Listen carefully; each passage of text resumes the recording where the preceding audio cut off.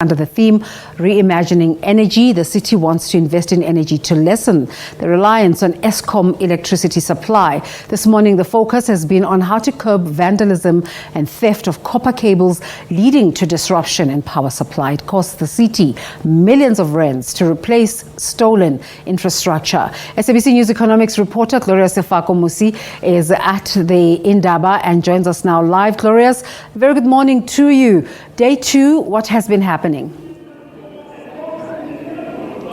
Good morning, Desiree, and a good morning to our viewers. Well, this morning the focus was more on how to curb the vandalism of and theft of copper cables that leaves thousands of people, thousands of homes in the dark for days.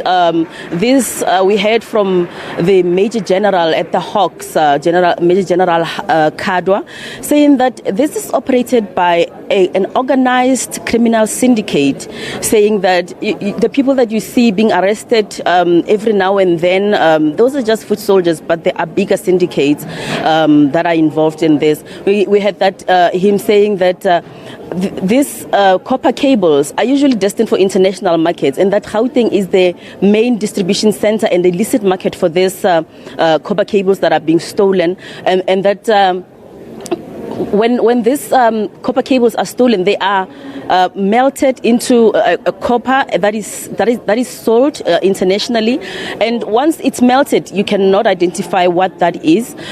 We heard that this problem is compounded by corruption and complicity with some officials of SOEs and even law enforcement agencies, I guess, representatives.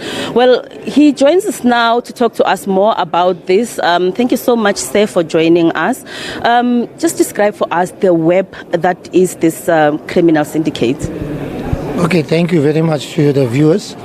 In recent years, there's a proliferation in the vandalism and sabotage of essential infrastructure, especially copper cables targeting the energy sector as well as our SOEs. At the heart of this are highly prolific criminal enterprises that are well resourced, certainly having very lucrative resources to be able to undertake these criminal ventures. And as we've, in terms of these syndicates, they very much are able to use the foot soldiers who are then able to acquire these copper cables that they are able to vandalize from the energy sector, SOEs, and then it is basically integrated into the scrap metal. And the scrap metals, many of them are basically unscrupulous who form front companies and have been able to infiltrate the second-hand goods market to be able to be the convergence point for both the licit as well as the illicit. And then this is basically then melted, and then as we know, many of this is destined to international markets. Now, in order to deal with a lot of this, as the president has announced that we need to deal with this, so on the side of the government and law enforcement, firstly for the Hawks as well as law enforcement in general, it is an apex priority. The National Commissioner has established the multi-agency economic infrastructure task team that must be rolled out nationally. And in Gauteng, we have already formally established this task team. And the whole objective of this task team is to basically disrupt, dismantle and neutralize the entire criminal modality of how these people, how these syndicates are able to exploit and make us vulnerable as far as essential infrastructure is concerned. So that's one important thing. The second thing that is very important and was a game changer was the promulgation of the Criminal Matters Amendment Act, which is around for a while.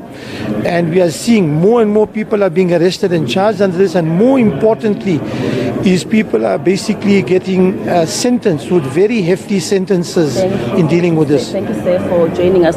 Well, we are now have to hand over to studio, and we will continue to give you more of the developments here at the Energy Indaba underway in Johannesburg.